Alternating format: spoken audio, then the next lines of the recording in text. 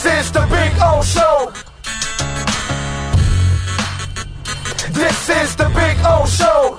Give me the percentages on X getting traded from 1% to 100%. I don't. First of all, I say it's 100% that he gets traded. But so I need to understand a little bit. I know we're running out of time, but I need to understand a little bit why you're so eager to trade X. Why are you so eager to trade the best player on the team? One, that knee is going to give out at one point or another. You can't have that many scopes and it not going to pay off. I know whatever treatment he had and he thinks he's going to be all right, whatever, and he's going to want more money. Two, you cannot keep both corners and pay for everybody that you got to pay for to bring back on your current roster and add at least 2 offensive linemen in free agency or trade.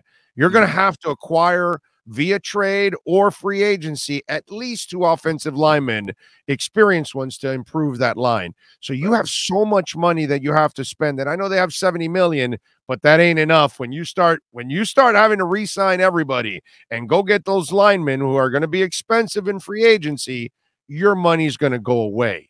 So it's really hard to keep everything together. The other thing is, he's approaching the 30-year-old mark. He's, what, 28, going to be 29, I think, in the next season, I think. Yeah, he's 28 now. He'll be 29 in July. Exactly. So you're talking about a guy that is already getting up there in years. He's had several scopes. He always wants money. And if you look at it, I love the whole PFF thing that they threw out, that he was the #1 corner from weeks 10 to 18. And yet, let me see. I wrote it because I found it hilarious. Weeks 10 through 18, they played the Ravens, Jets, Panthers, Giants, Jets, Saints, Titans, and Patriots. 0 elite passers during that. So Big O, though. So my point is, long term, you should not keep him because you've got a lot of responsibilities. 2, the risk isn't worth it because that knee will give out, and then when it does give out, you'll never be able to trade him. He actually had a good season. His stock is as high as it can be. Do it now. It's a tough decision. It's not an easy decision, but that front office has had a lot of success picking secondary guys. Go find yourself another guy and sign a veteran player to back him up. You play Iggy and you have the veteran and you hope to replace him. And you move on and you're able to sign everybody because X is going to want more money on top of what you got to pay him. A lot of success drafting secondary guys like Noah Igbenogany, right? But there's Nick Needham, there's Byron Jones you added, there's X, there's they have had success. It's only Noah. And by the way, we can't say Noah can't play. He doesn't play. He's only played a couple games. Let's wait till he I can tell you if you think you're replacing X with Noah and that there won't be much of a drop-off, you will I never said that. I said play him to find out if he can actually play. Because I've seen guys that look like they can't play, and then all of a sudden they take the field, and the light finally goes on, and they get it going. You know, I forgot to tell Omar because he was saying, you know, he wrote this whole thing about that not all the players in the locker room believe in Tua. Well, I know of a very prominent Miami Dolphin,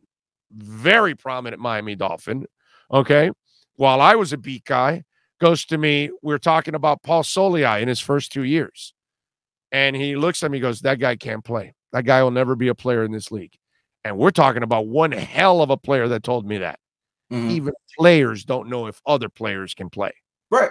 Yeah, and that's true. That's true. You know what? I always remember that Tyreek Hill say he thought that Patrick Mahomes sucked when he was a rookie. There you go. Now, you know, he decided by the end of that year he was wrong. But that's the problem with some of us is that we make a determination on some of these guys when we haven't even seen them enough, when they haven't played enough. And especially a guy like Noah, that if you know he was a receiver, it's going to take him a little while because he's got to develop the instincts to be a natural corner in this league. Will it be overnight? Hell no, dude. But he's never going to develop if you don't play him. Right. So I'll end with this on the X Iggy situation. Just kind of my overall thoughts. I do think there's a chance they trade X this offseason. I think it's very real. I think that there's going to be a money question because X is going to want more money. The way his contract was set up, they didn't sign a good deal initially, and now he is trying to get his money back to get security, right? There's always going to be a question about his knees, right? Because he does have those knees injuries in past. But I will remind you that, and I think I've told you this before, the Dolphins bet against his knees when they drafted Noah in the first round. That was essentially a bet saying we don't believe in his knees. We don't think that he's going to hold up. We think we're going to have to end up cutting him or trading him within the next year. And that's why we're drafting Noah. 2 years after that, X puts up. And the domestic issue. Right. He had the domestic issue completely after. The 2 years following that. He signs a contract and then has a domestic issue. Right.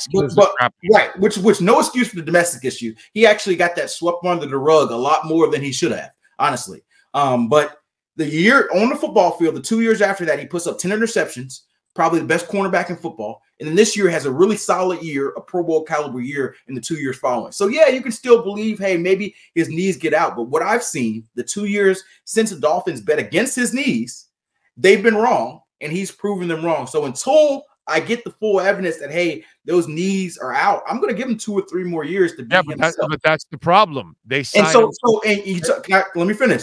If you talk about age, Byron Jones is the worst of the 2 corners. But that's right. You can't trade that contract. He's getting paid more money, which was a flow decision, a mistake, which X is about. And you talk about age, Byron Jones is about to be 30. So he's the older of the 2 corners. But you can't trade that contract. Right. And you can't. X will bring back serious value. Byron will not. Byron is a lot like Michael Thomas that we just talked about earlier. If the Saints want to trade Michael Thomas, everybody knows the Saints are so cap-strapped. They know he's a first-class a-hole, so they're dying to dump him and his big-ass salary that you're going to give up very little to acquire Michael Thomas because you're basically doing them a favor by getting rid of him. That's kind of the same situation here, that you're doing them a favor. So in the Byron Jones thing. So X is a very manageable contract right now until you have to pay him again. So might as well. But here's the thing that I was going to follow up on what you were saying. Every reporter, including you, will then rip him if you do sign him to a long-term contract, and then a year later, that knee gives out. And now you're stuck for the next couple of years with big-ass cap hits, and that knee will never respond again. And I don't believe I'd rip him for that. I think that's a deal worth making. You take a mitigated risk. You do that for a reason. You protect yourself. You give him 2 years of guarantees and call it a day. If he gets hurt in year 1 for whatever reason, then that is what it is. But you give him 2 years of guarantees, 3 or 4 year overall deal, and everybody's happy. And you ideally get the last 2. You think he's going to be happy? You think he's going to be happy? Yeah. If you get, he has no guaranteed money on this. He doesn't have a choice. He has no guaranteed money on that deal other than a few incentives and a few different triggers for this upcoming year. You give him 2 years guaranteed, he won't come back for money again. I promise you that. All right. Follow him on Twitter, by the way, at Cameron Wolfe, and catch his exceptional work there at the NFL Network.